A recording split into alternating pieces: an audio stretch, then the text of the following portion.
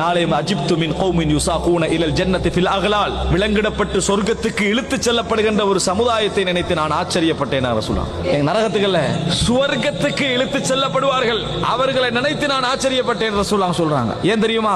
அந்த இழுத்துச் செல்லப்படுற சொர்க்கத்துக்கு நாளை மறுமையில யாராவது போகாம இருப்பானா? இழுத்துச் செல்லப்படுறவர்கள் இல்லை.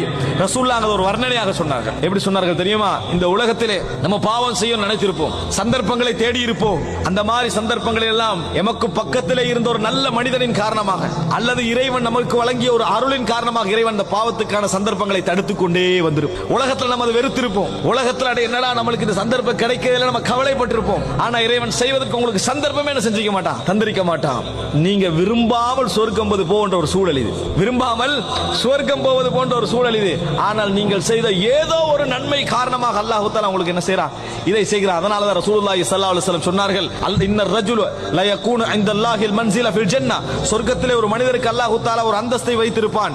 ஆனா ஃபமா யப்லுகு அமலுஹு இய்யாஹு, இவன் செய்யற அமல் அங்க கொண்டு போய் சேர்க்காது, இவன் செய்யக்கூடிய அமல் அங்கே கொண்டு போய் அவனை சேர்க்காது. ஃபலா யஸாலுல்லாஹு யப்தலிஹி பிமா யக்ரஹ் ஹத்தா யுபல்லிகஹு இய்யாஹு, அல்லாஹ் தஆலா இவன் வெறுக்கக்கூடிய விஷயங்களை கொண்டு அவனை சோதித்துக் கொண்டே வருவான், சொர்க்கத்தில் அவனை சேர்க்கின்ற வரைக்கும், சொர்க்கத்தில் அவனை இறைவன் கொண்டு போய் சேர்க்கின்ற வரைக்கும் அப்படி செய்து கொண்டே வருவான் என ரசூலுல்லாஹி ஸல்லல்லாஹு அலைஹி வஸல்லம் அவர்கள் சொன்னார்கள்.